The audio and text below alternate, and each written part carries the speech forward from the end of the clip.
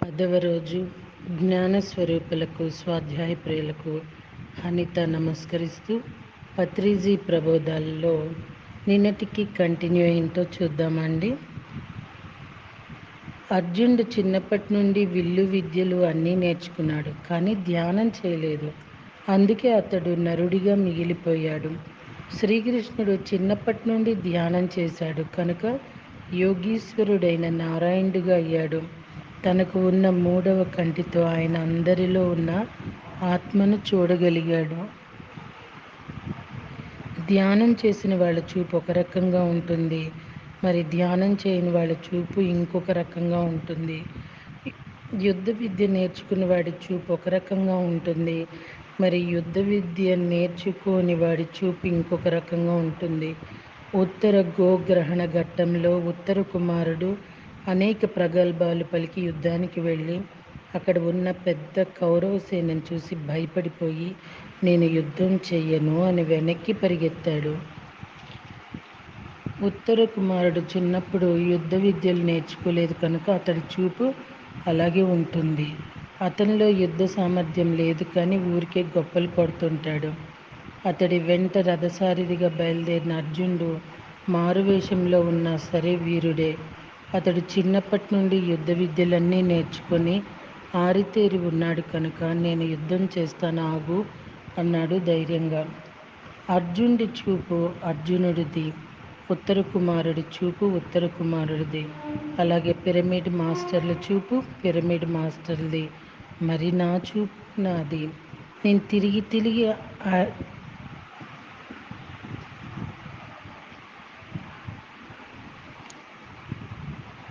నేను తిరిగి తిరిగి అలసిపోయే ఉన్నా సరే తిరుగుతూనే ఉంటాను.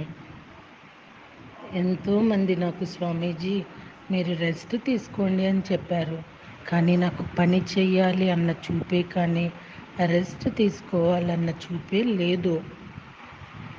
ఇదిగో ఇప్పుడు ఈ కరోనా వచ్చి నన్ను ఇలా ఇంట్లో కూర్చోబెట్టింది. నెల రోజుల నుంచి హాయిగా ఇంట్లో ఉన్నాను. కరోనా రాకపోయి ఉంటే నేను ఇలా ఇంట్లోనే కూర్చునేవాడిని కాదు కదా. ఎప్పట్లాగే తిరుగుతూనే ఉండేవాడిని, ఊపిరున్నంత వరకు తిరుగుతూనే ఉండేవాడిని. కానీ కరోనా వల్ల తప్పలేదు, పరిస్థితి యాక్సెప్ట్ చేసి హాయిగా సినిమాలు చూస్తున్నాను. నాకు కావలసినవన్నీ వడ్డించుకొని తింటున్నాను. పిఎంసిలో చక్కగా రికార్డింగులు చేస్తున్నాను. నేను స్టూడియోకి వెళ్లకుండానే పిఎంసి వాళ్ళే చక్కగా వచ్చి షూటింగులు చేస్తున్నారు. శ్రీనివాస్ రెడ్డి గారు నాకు కావలసిన కొత్త కొత్త పుస్తకాలన్నీ తెచ్చిస్తున్నారు. ప్రతిరోజు ఇలా కరోనా నాకు గొప్ప వరం అయిపోయింది. కరోనా భయంతో దాదాపు 1,00,000 మంది చనిపోయారు. వాళ్ళంతా మేము కేవలం శరీరులమే అనుకుని కరోనా వల్ల మా శరీరాలకు ఏమవుతుందో అని భయపడ్డారు కనుక కరోనా వాళ్ళ శరీరాలను తీసేసింది. నేను శరీరం మాత్రమే అనుకుని శరీరాన్ని పోషించటం కోసం ఇతర జంతువుల్ని నాశనం చేసి పొట్ట నింపుకునే వాళ్ళంతా కరోనా బారిన పడ్డారు. చైనా దేశంలో ఏ జంతువు కనపడినా పట్టుకొని అలా తినేస్తారు. ఎలుకల్ని, తేళ్ళని, పాముల్ని, వానపాముల్ని, గబ్బిలాలను, ఇలా ఏది పడితే అది పట్టి తినేస్తుంటారు. నిజంగా మాస్టర్స్ ఇది యూట్యూబ్లో చూడటం జరిగింది. ఒక ఆమె గార్డెనింగ్ చేస్తా అక్కడ ఒక చిన్న పక్షులు పసిగుడ్లండి ఆ గూట్లో పెడితే అవి తీసేసుకుని నోట్లో వేసేసుకుంది. నిజంగా మేము ఒకప్పుడు తిన్నామండి, మరి ఇంత నరరూప రాక్షసంగా కాదు. నిజంగా పత్రి సార్ పుణ్యమా అంటూ చేసిన తప్పు తెలుసుకొని నా కుటుంబం అంతా కూడా శాకాహారం అయిపోవటం, నిజంగా ఇది కూడా ఒక సుకృతమే కదండి.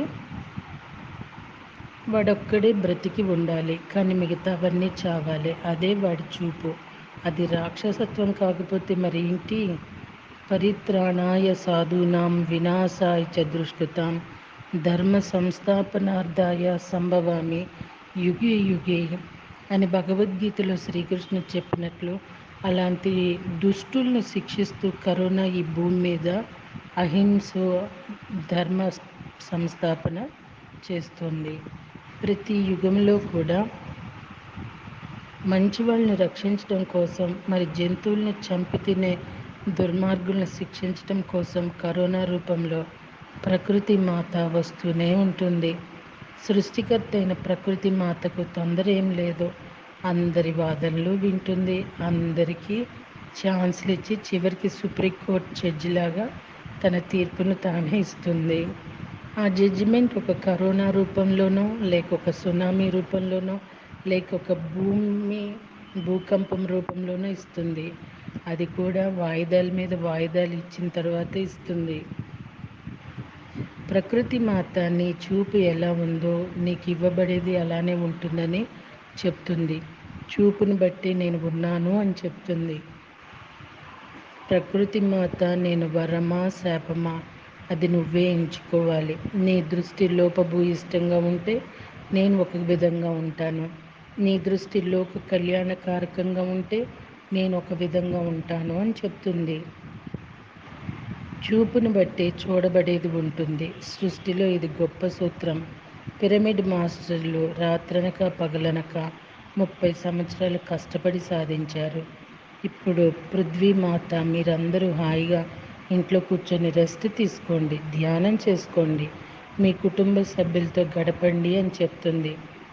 నువ్వు వరస్ట్ ఫెలో అయితే కరోనా నీకు వరస్ట్ థింగ్స్ ఇస్తుంది. నువ్వు గుడ్ ఫెలో అయితే కరోనా నీకు గుడ్ థింగ్స్ ఇస్తుంది. నువ్వు బెస్ట్ ఫెలో అయితే కరోనా నీకు బెస్ట్ థింగ్స్ ఇస్తుంది. My dear friends, you create your own reality through your దృష్టి. అర్జునుడు కృష్ణుడిని కోరుకున్నాడు, పొందాడు. దుర్యోధనుడు సైన్యాన్ని కోరుకున్నాడు, అతను దానిని పొందాడు.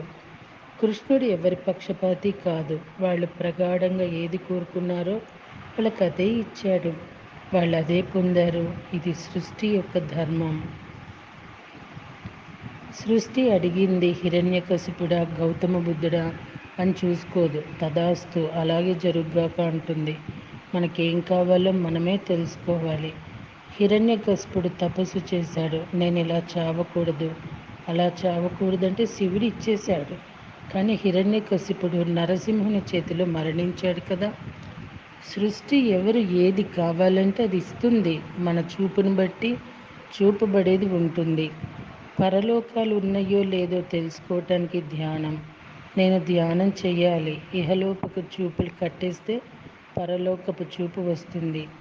నీ చూపు ప్రసరించబడినప్పుడు పరలోక వాసులు సహాయం చేస్తారు. అడగకపోతే అమ్మైనా పెట్టదు, అయితే అమ్మ కాకపోయినా పెడుతుంది. తట్టుడి తలుపులు తెరవబడును అన్నాడు కదా యేసుప్రభు. కళ్ళు ఎత్తితే ఫ్యాన్ కనపడుతుంది, తల తిప్పితే కెమెరా కనపడుతుంది. సీత లంకలో 1 సంవత్సరం ఉంది. ఆ సంవత్సరం పాటు ఏమీ తినలేదు, అయినా బ్రతికే ఉంది. అమృతాన్ని పోశారు దేవతలు ఆమెకి. సీత ఒక గొప్ప యోగీశ్వరురాలు. ఆమెకు ఆ దేవతలు అంతా కనబడుతూ ఉంటారు. ఆ పార్వతీదేవి కనిపించి అమృతం ఇస్తుంది. మై డియర్ ఫ్రెండ్స్, చూపును బట్టి చూడబడేది ఉంటుంది. మీ చూపులు మార్చుకోండి. తన చూపు అద్భుతంగా మార్చుకునేవాడే పిరమిడ్ మాస్టర్. ఇప్పుడు మనం కాసేపు ధ్యానం చేద్దాము. మీ గురువు దగ్గర మీరు కూర్చోండి, మీ శ్వాస దగ్గర మీరు కూర్చోండి, మీకు అన్నీ లభిస్తాయి. ఆ బుద్ధుడికి హిరణ్యకశిపుడికి లభించినప్పుడు మీకెందుకు లభించదు? మీ చూపు మీ లోపలికి మార్చండి. Seek the kingdom of God and his righteousness first, and then all else will be added unto you అన్నాడు యేసుప్రభు. మరి దేవుని రాజ్యం ఎక్కడ ఉంది? నీ లోపలే ఉంది. మీరు శ్వాసతో కూడుకుని ఉంటే మీ చూపు లోపలికి ప్రసరించబడుతుంది. మీ చూపుని లోపలికి మరల్చండి. బహిర్ప్రపంచం నుంచి మీ చూపుని మరల్చి అంతర్ప్రపంచంలో ఉండండి. అందుకు శ్వాస మీద ధ్యాస పెట్టండి. మనమంతా అంతర్యానం చేద్దాం. బయట ప్రపంచానికి అంతరార్థమవుదాం, లోపలి ప్రపంచానికి ప్రత్యక్షమవుదాం. బహిర్ముఖులంతా అంతర్ముఖులవ్వాలి. కళ్ళు తెరిస్తే బయట ప్రపంచం, కళ్ళు మూస్తే అంతర్ప్రపంచం. చూపును బట్టి చూడబడేది ఉంటుంది. ఎవరి వాస్తవానికి వారే సృష్టికర్తలు. మీ దృష్టిని బట్టే సృష్టి ఉంటుంది. ఎంత గొప్పదో ఈ ధ్యానం. ధ్యానం అంటే లోచూపు, inner vision, inner existence, inner worlds becoming assemble. బయట చూపు ఉంటే బయట లోకాలు కనబడతాయి, లోపలి చూపు ఉంటే లోపలి లోకాలు కనబడతాయి. ఈ బయట కన్నా లోపల అద్భుతమైన లోకాలు ఉన్నాయి. లోకాలు బయట ఉన్నాయి, లోపల ఉన్నాయి. ఎప్పుడు బహిర్ముఖంగా ఉంటే బహిర్లోకాలే కనబడతాయి. అశాశ్వత లోకాలు, విశేషంగా దుఃఖాన్ని కలిగించే లోకాలు, సృష్టి సుఖాలను కోరుకునే వాడికి సుఖాలను, దుఃఖాలను కోరుకునే వాడికి దుఃఖాలను, జ్ఞానాన్ని కోరుకునే వాడికి జ్ఞానాన్ని ప్రసాదిస్తూ ఉంటుంది. అది సృష్టి యొక్క ధర్మం. నీకేం కావాలో ఏం వద్దో నీవే నిర్ణయించుకోవాలి. లోచూపు కావాలి మనకి. లోకాలు మనం చూడగలగాలి. సత్యాలు తెలుసుకోవాలి మనం. అందులో చూపు అవసరం. లోచూపు లేకపోతే లోక సత్యాలు లేవు. చూపును బట్టి చూడబడేది ఉంటుంది. Your birth is your way, your bridge to go into your inside. You have to be with you birth to cross the bridge. The birth is the bridge between outer worlds and inner worlds. So cross the bridge. You have the bridge always with you and the breath is always with you. చూపును బట్టి చూడబడేది ఉంటుంది. ఈ సూత్రమును తెలుసుకొని శ్రవణం చేసుకొని మననం చేసుకొని అభ్యాసంలో పెట్టుకుంటే మనకి సాక్షాత్కారం అవుతుంది. తద్వారా మనము లోక కళ్యాణం చేద్దాము. మై డియర్ ఫ్రెండ్స్, చూపును బట్టి చూడబడేది ఉంటుంది.